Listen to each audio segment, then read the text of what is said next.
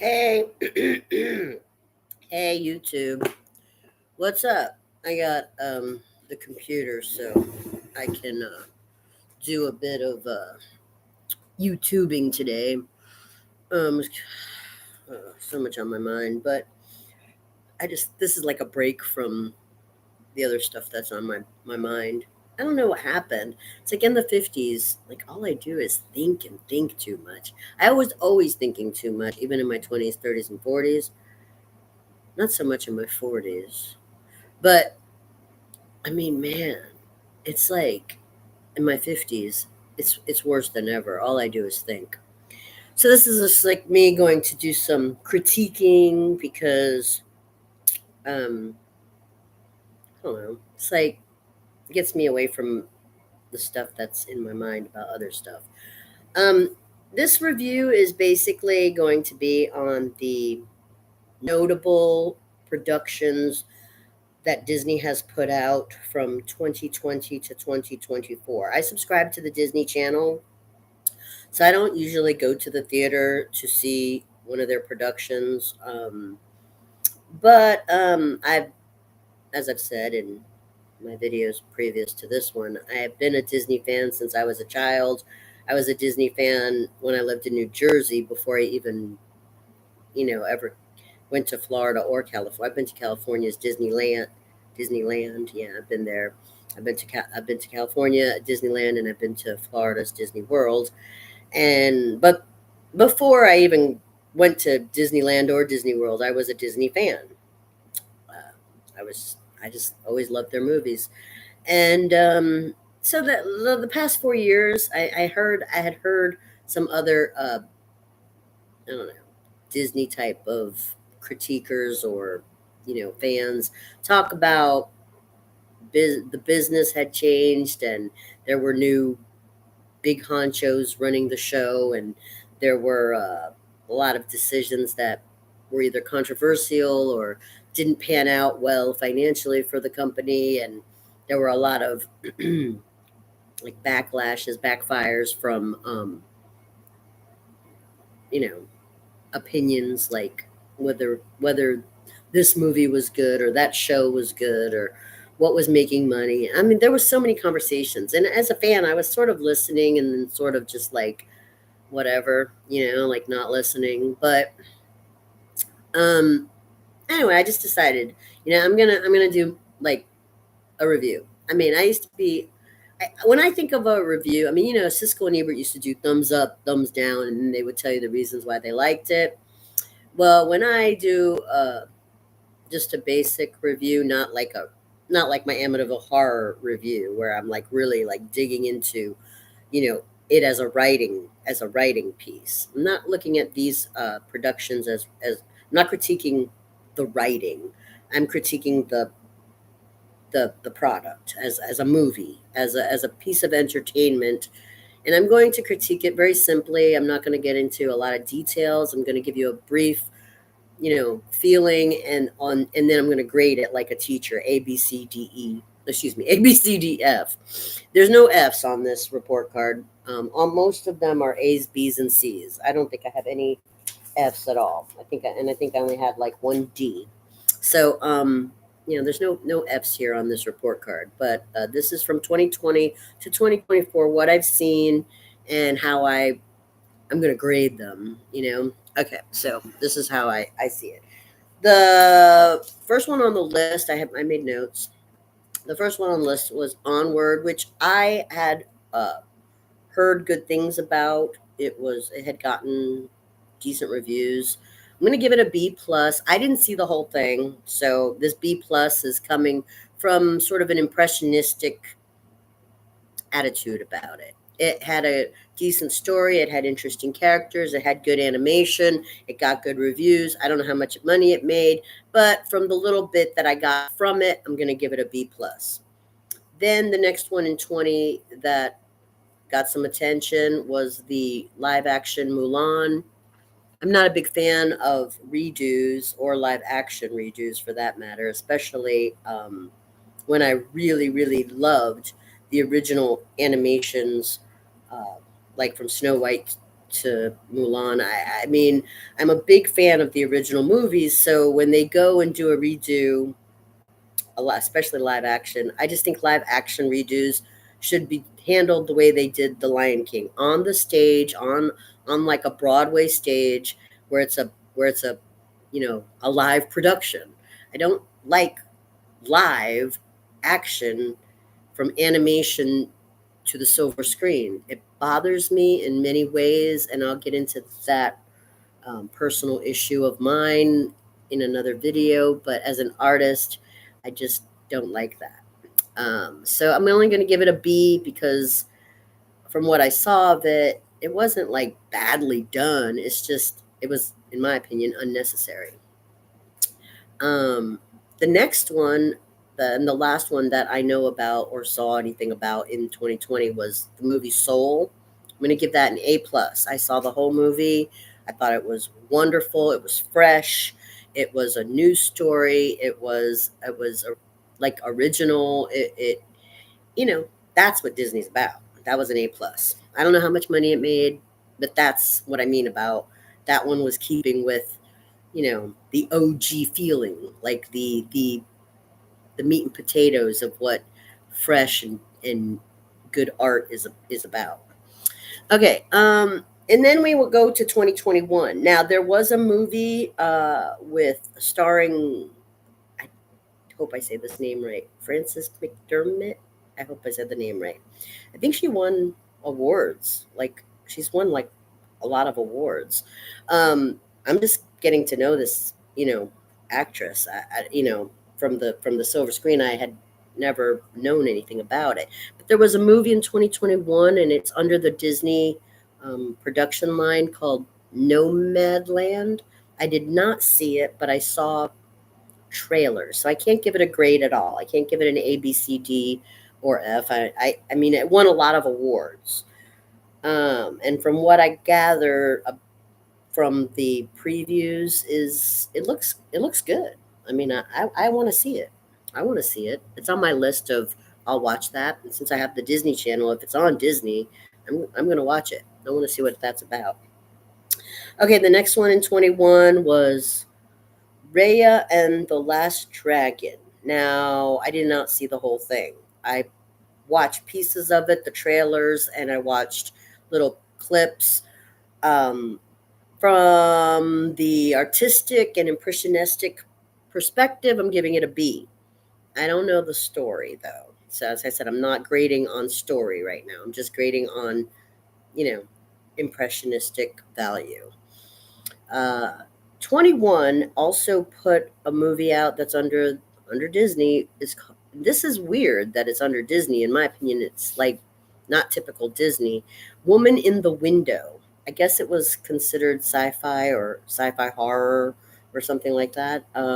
Can't give it a grade because I did not see it, but from what I read about it, it was like really cool, like really interesting, like like Murder She Wrote meets Silence of the Lambs or something like that. I don't know. It was just really, like interesting, like not typical Disney. I don't have a grade because I didn't see it, but I want to see it, just like I want to see Nomadland. That sounds good. Okay, then after that, they put out another live action Cruella. Okay, now this. Uh, I did not see the whole movie. So I don't know if I can grade it or not. If I was to grade it based on what I did see of it, I would probably give it a C, just a straight plain C. Um, Now you have to understand that this is very. I'm being biased. I am being biased about this. I already told you I'm not a fan of live action, but what I found interesting about this production is that they did it in a way where they titled it Cruella for the villain, which is sort of like what they did with the movie Maleficent. And I think that's really cool because a lot of the Disney fans are into villains. I mean, I used to have this poster and it was all the villains, and I thought it was so cool. And I used to have a Maleficent statue. I was into the villains. I thought they were way more interesting than the romantic couples. But The concept is good, Cruella, like focus on the villain, right? But it was hard. I think it was harder with that concept for Cruella than it was with Maleficent. Like it worked really well in the movie Maleficent, but I don't know if it worked as well with Cruella because she's a strange villain. And it does kind of play off better in cartoon motion because she's sort of like a comic sketch, she's caricature type art. And when you put her in live action, it doesn't come out as clean and, you know, like put together as Maleficent because Maleficent is more of a fantasy character. She's not a character. She's a fantasy character. So you can put that in a live action fantasy world and it comes out nice. Where, when you put in Cruella, she is really meant to be a cartoon character. So it's really hard to put that in live action. Uh, but I mean, I'd give it a C because I think the concept is good to focus on the villain because there's a lot of Disney fans who, really love the villains. Okay. The next one that came out on the list that I saw some stuff about was Shang Chai and the Ten Rings. I didn't see the whole thing, so I can't give it like a real, great grade type review thing because I don't know. So I'm not gonna even gonna grade it because it's the 25th Marvel production, and since Marvel falls under Disney, I'm talking about that stuff too. Um, I don't know. I mean, I think it's really cool because this is kind of like the male, Mulan, and we're not talking about the general. We're not talking about the general who Mulan was on the team with. But Shang-Chi and the Ten Rings, it sounds like an interesting story. It sounds fresh. I didn't see it. I want to see it, so it's on my want to see list. It was the 25th Marvel production. It sounds interesting. I think that's cool. That sounds cool. The next one got really good reviews. I saw really good reviews on the Eternals. I haven't seen the movie, so I can't give it a grade, but I want to see it. I started to watch it and then life got in the way. I got distracted. So I'm going to go back and try to watch it again. From the 5 minutes that I started watching it, the cinematography looked good. I want to go back and watch that. Can't give it a grade yet, but it did get good reviews and I'm interested. Okay, the next one was Encanto, and I'm going to give that an A plus. I did watch that one. Encanto is animated. It is a musical. I think it's got Spanish songs. Encanto sounds Spanish, and it does. It's beautiful. It's lovely. I really liked that one. I liked that one just as much as I liked Moana. I think they're putting out Moana 2 now, which surprises me, but I'll probably check it out. I just saw Cinderella 2, and that was actually better than I thought. I thought it was going to be lame, but it was pretty good. So yeah, Encanto A plus. I thought it was really good. All right, this is where I got some disappointment. I was really bummed about this one. Diary of a Wimpy Kid. I mean, dang! You would think. I mean, I read the book. Well, at least the first one. I read the first book, and I was like, "Oh my god, I love this writer. This writer's so freaking awesome." I'm laughing my butt off like the whole time I'm reading the book. I fell in love with the writer, and then like I'm like, "Oh wow, cool! Disney's gonna make a movie out of it. That should be cool." It wasn't. It wasn't cool. I mean, maybe it's just because I read the book. Maybe it was cool for people who didn't read the book, but it's not as cool as the book. Like the book, I was like peeing my pants laughing, and the on the screen, it just wasn't funny. I was like, what happened? It just doesn't translate to the screen for some reason. It just doesn't translate. I didn't like it, and I was really bummed. I mean, like Harry Potter, you know, it was on the screen like awesome. Like, I mean, everybody, whether you like the movies or the books, I mean, it was okay. The translation, it worked. But Diary of a Wimpy Kid just didn't work. It didn't work on the screen. I was like, oh man, I can't even laugh. Like, it's not even funny now. It was so funny when I was reading the book. I was like pissing myself laughing. It was so good. Maybe that's just, maybe some things just can't go from book to movie. Just some things just don't translate right. All right, so I'm gonna give that a C minus. Good idea. I mean, at least they have good taste because Diary of a Wimpy Kid, the series, is a great book series. It is. The writer is fabulous, and I really like his style. I think it was a great idea to take a good book and try to put it on the screen, but I just don't think that humor translated well. It just didn't work. Okay, maybe it would have worked if it wasn't animated. Maybe that should have been live action. Maybe it would have been funnier live action instead of animated. I don't know. I'm not sure.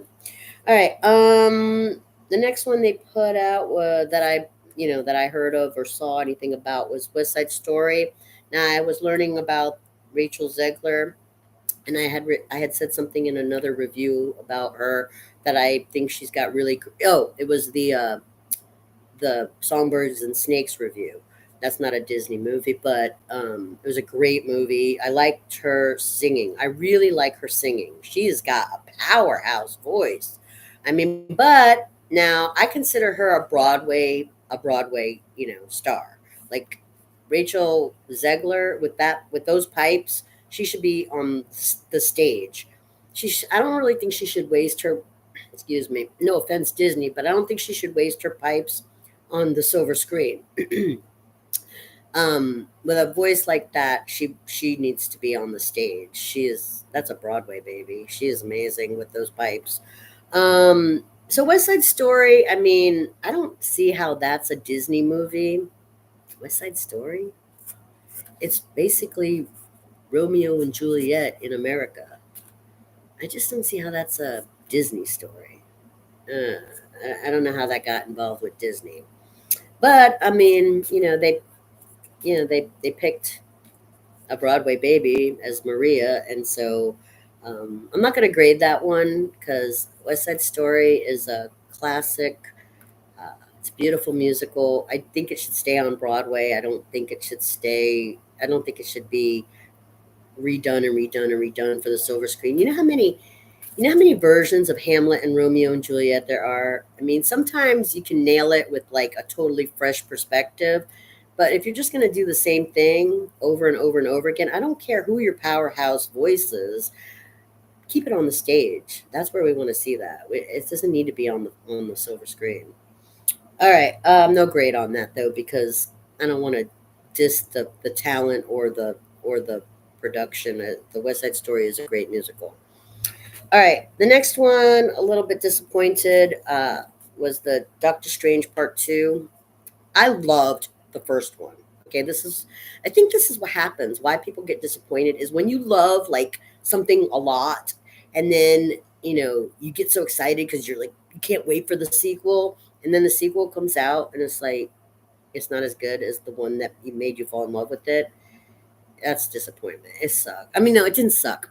That's too harsh. I'm gonna give it a B minus, which since Doctor Strange, the first one in my book was like an A plus plus. B minus was disappointing. I saw the whole thing. I actually went to the theater. I was so excited because I loved the first one so much. And then I was like, oh, come on. That's all you got is just Wanda and Doctor Strange being I won't say a bad word, but that's all you got. That's it. I mean, it's like Doctor Strange was like so cool in the first movie. Like, I mean, he was a butthead, but I mean, he grew. But I didn't see any character growth at all. Not for Wanda, not for Doctor Strange. Wanda was going through like some traumatizing stuff. Doctor Strange was like, I don't know. It wasn't even. Nobody was. There was no character growth. There was just like random acts of buttheadness. I give it a B minus. It was not as good as the first one, but I mean, maybe it could be redeemed in a Doctor Strange 3 production if uh, Benedict Cumberbatch wanted to do it again. I mean, B minus isn't the worst grade, but considering A plus plus was a lot better. I thought the first one was better. Okay, now here's another one that was disappointing. Thor: Love and Thunder. Now you have to understand, Chris Hemsworth and Natalie Portman are two of my favorite, you know, actor and actresses. I love their stuff. I watch a lot of their movies, not just Disney stuff. But I mean, I've loved Natalie Portman's stuff since she was Queen Amidala. I fell in love with Chris Hemsworth, like the first Thor movie. I love their stuff, and you know, Thor 1, Thor 2, and Thor 3 were all A pluses in my book. I mean, I loved the first three, and then they did the fourth one, D minus. It was bad. I mean, I think the best thing about that movie was actually the the lame villain. I can't remember who the villain was exactly, but I mean they had interesting characters in the movie, and the cinematography was fine, but it was just the way they ended it, and getting rid of Jane, and the way, I don't know. Thor wasn't as like cool and funny as he was in the Avengers movies, or the previous three movies. It's like he was sort of. It's like almost like Thor didn't even want to be in his own movie. It was just like, come on, like why are you guys doing this if it's so lame-o? And then I mean, I think the villain had some of the better lines. I think the villain was the only one with some good lines, actually. D minus. I didn't care for it. All right. Then what came out was Avatar. I was surprised that this was under Disney stuff. How did James Cameron's Avatar become Disney affiliated? I'm confused about that, but it did show up under the Disney production, so there was some kind of connection there. Now, I saw the first Avatar, and I was a fan of the first Avatar movie, and before Endgame uh, topped the charts with incredible numbers of profitability and all that jazz. Avatar, the first one, was like a giant in recent film significance. So I was pleased, to hear that the Cameron and a new crew or whatever was going to do a sequel. I was like, oh, it's about time. That sounds cool. Uh, well, I watched most of it. That's not good. For me to say I watched most of it means it was eh. I mean, I don't think I'd watch it again. That means it wasn't that great. So I'm going to give it a C, a plain C. Maybe there's something I'm not getting out of it. Maybe I don't know. Something's missing. It didn't, it was like chewing on a plain potato chip without salt or something. It's like, I don't know. Or peanuts without salt, or popcorn without butter. There was something missing. Something just, I couldn't really chew on it. I was just like, eh. So I'm just going to give it a C. I don't think it was as good as the first one, but maybe it was the impact of the first one. The first one was like, whoa, that's cool. The visuals were so exciting and everything. And the visuals were good. I mean, the water stuff was really cool to look at, but I think something's missing about the meat and potatoes of the story. Something's missing. Anyway, but redemption time, because the next one that it was in 2023 that I found so fun and fulfilling was Guardians of the Galaxy Part 3. So, see, that goes to show that it's not always a waste of time to do a sequel, because sometimes the sequel is even better than the previous one. And I thought Guardians of the Galaxy 3 was an A plus. A plus, A plus. I laughed, I cried, I felt the whole emotional journey. It was brilliant. I loved it. The whole crew was flawless. Everything was, if you liked the Guardians of the Galaxy, you were going to be satisfied. If you didn't like the Guardians of the Galaxy, you were going to feel something. It was good. It was really good, and I felt like that was a redemption piece for all the crapola that they were going through, all the roller coasters that lots of of Disney artists were going through. So I really like that one. Then in 2023, they put out another live action. Ugh, I'm not going to give it a grade. They did The Little Mermaid live action. I didn't see it. I didn't even see it. I didn't even see it. And to tell you the truth, I don't even want to see it. It's just, I'm tired of live action redos, okay? Just, I don't like them. I don't really like them. All right. So anyway, then they tried to do part five, or not tried to do, but they put out part five, Indiana Jones and the Dial of Destiny. I haven't seen it.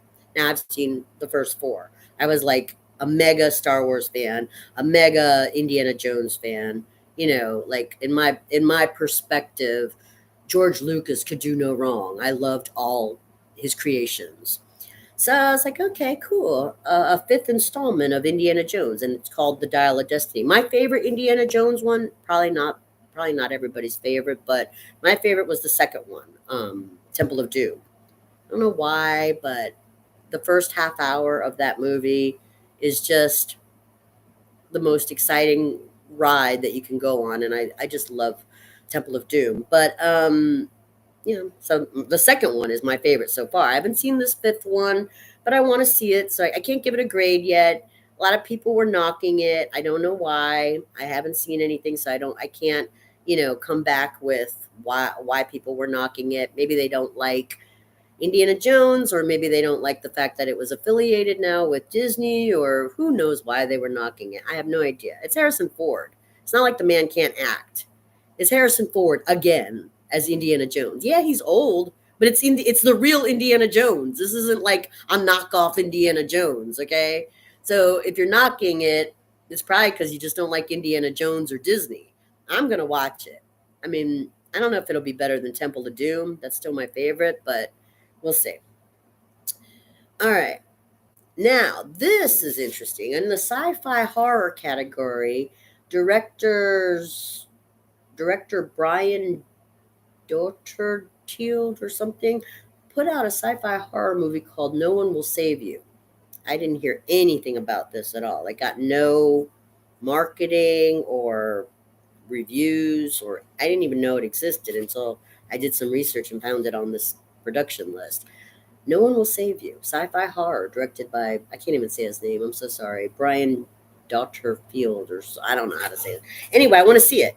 What a title! Isn't that like catching? No One Will Save You. It sounds like a horror piece. Oh God, what the heck is that? I'm interested. I can't give it a grade or anything, but I'm definitely interested. What the heck is that? That sounds spooky. Okay, 2023 also put out The Marvels. Okay, I did watch it. B plus, solid B plus. Uh, if it got negative reviews, they're just not into that kind of stuff. That's all I can say. But I liked it. I thought it was good. I don't think it was as good as Guardians of the Galaxy 3, but that's because I already had sentimental feelings about those characters. So maybe it's just because it's fresh. It's fresh to me. So I got to grow into it. But I'm going to give it a B plus. Uh, okay, then this is weird. In 2024, how did this get affiliated? I don't know. Planet of the Apes part I don't know, 4 or 5, I don't know. Kingdom of the Planet of the Apes. Haven't seen it. But I'm curious about it because I love the Planet of the Apes saga and series, but I haven't seen it, but I can't give it a grade because I haven't seen it. But what, again, just like how did Avatar get associated and affiliated, and how did Planet of the Apes, which okay, we got James Cameron who directed Avatar, and then I know like one of the Planet of the Apes was Peter Jackson. So how did they get affiliated now under the Disney production catalog? I know Disney's making deals left and right, but this is all new to me. Like I didn't even know Avatar and Planet of the Apes were connected to Disney.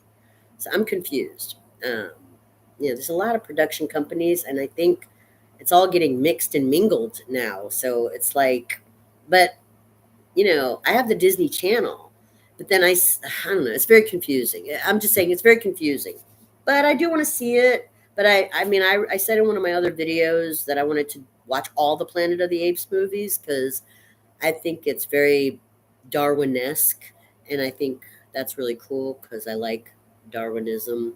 I think that's really cool. All right, now here's an interesting one, also that did not get any kind of marketing, in my opinion. Just like the Brian No One Will Save You sci-fi horror didn't get any marketing. Young Woman and the Sea. Came out in 2024. I don't know who directed it. Don't know anything about it. I read a little snippet about it and it sounded really interesting. The plot sounded really interesting. But the title is really catching my attention. Young Woman and the Sea.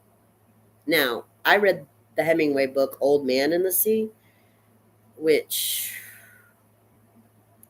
it's an interesting story. Uh, but if this is sort of like a response, like a backwards type of thing, I think that's really interesting. Because what an interesting title, Young Woman and the Sea.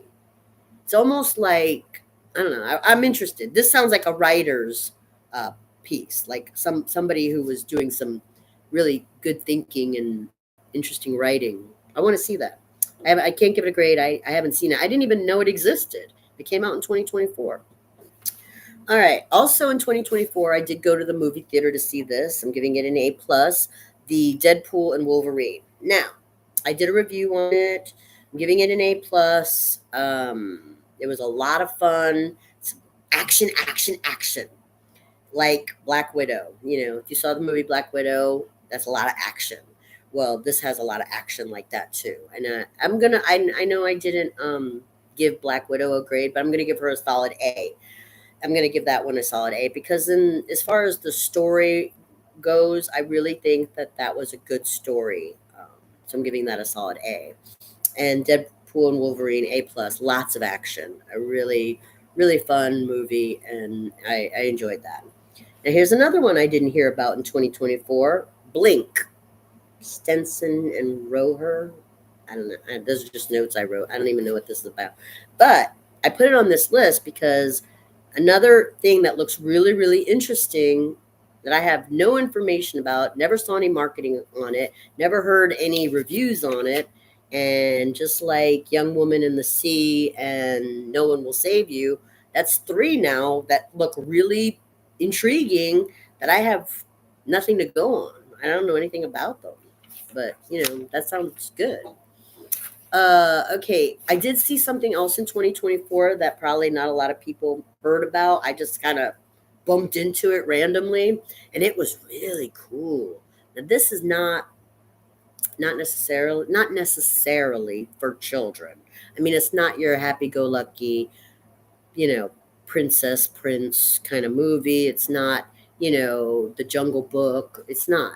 This is different, really different. It's classified as a black comedy, but it came out in 2024, and it's called Night Bitch. I'm giving it an A, a solid A.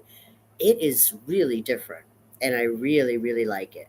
I like black comedy. I like dark humor, and I like the deepness of it. It's a thinker's type of art piece. I really liked it. But I don't know if that's really what you would, feed for children who just want to be entertained and have a good time. It's probably not in that kind of genre. I mean, this isn't just put on a movie and let your kid have, a jolly good time. This is more of a, hmm, it's more of a like an art piece, a thinker's piece. It's really good though. 2024, also, I saw another movie, watched the whole thing, giving it a solid A. The Complete Unknown, I think I mentioned it also, which was the Bob Dylan story. I think they're going to be doing another story. I heard somebody say or read somewhere something about they want to do Bruce Springsteen now. That's cool. I mean, there were a lot. I mean, Bruce Springsteen had a long following, a lot of fans, so that's kind of cool. But I mean, Bob Dylan is sort of iconic. I mean, eh, folk music is not popular anymore, but in the 60s it was a big thing. In the 70s it was still, it was still holding on. In the 80s it sort of started fading. But his his presence was already well known. And I think it was a really good movie. I really do. I give it a solid A. I enjoyed it as much as I enjoyed a movie about Elvis or a movie about Johnny Cash. I love those movies too. But this one was really good. I really liked it. Now, as far as them putting out something about Bruce Springsteen, well, that could be interesting, I suppose. I mean, I think what I would want to know about Bruce Springsteen is not about the music career. No, because when I listen to Bruce Springsteen, I don't think about him as his lyrics don't really seem to be about rock and roll at all. I mean, I'd want to know about Bruce Springsteen as a patriot because that's what it seems like he's really, you know, mostly talking about patriotism. So I'd want to know about that more than some rock and roll lifestyle. Okay, in 2025, I know I didn't say anything about 2025, and I'm only going to mention the one movie that I've seen for 2025, which was another live action, sort of a live action, Snow White. Okay, I mean this one. Oh my God! Again, Rachel Zegler.